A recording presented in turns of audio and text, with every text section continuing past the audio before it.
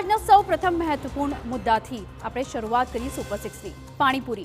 આમ તો આ શબ્દ સાંભળીને જ મોંમાં પાણી આવી જતું હોય છે, પરંતુ જો તમે પણ પાણીપુરી ખાવાના ખૂબ જ શોખીન છો તો જરા ચેતી જજો। પહેલા જોઈ લો આ વિડિયો।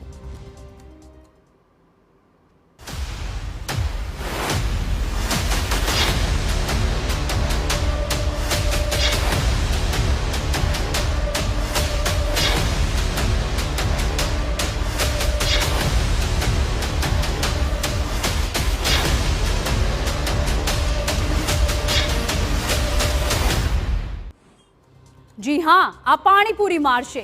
तमारी स्क्रीन पर देखाता दृश्यों ज घणुं बधुं कही रह्या छे। आ विडियो वडोदरामांथी सामे आवी रह्यो छे अने हाल सोशल मीडिया पर खूब ज वायरल थई रह्यो छे। वडोदराना दांडिया बजार विस्तारमां पाणीपुरी वेचनारा केटलाक शख्स पगथी बटेटा धोता होवानो विडियो वायरल थयो छे। जे पाणीपुरीने तमे लिज्जतथी मारता होव छो तेमां वपराता बटेटा आ रीते धोवामां आवी रह्या छे।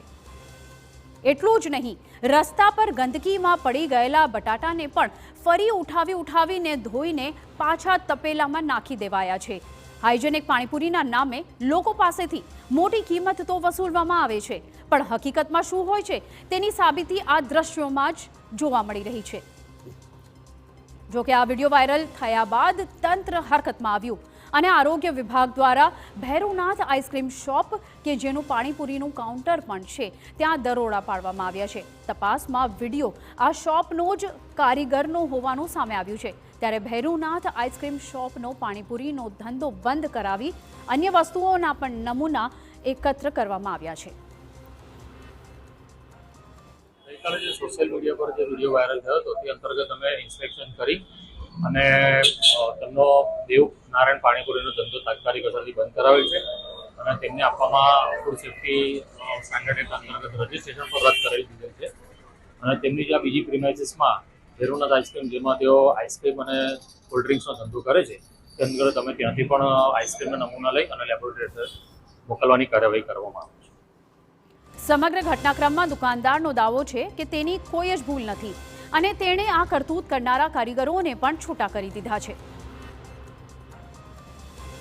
ये बहुत गलत हो रहा है। आज इसकी जगह मैं भी हूँ तो मैं खुद नहीं खाऊंगा।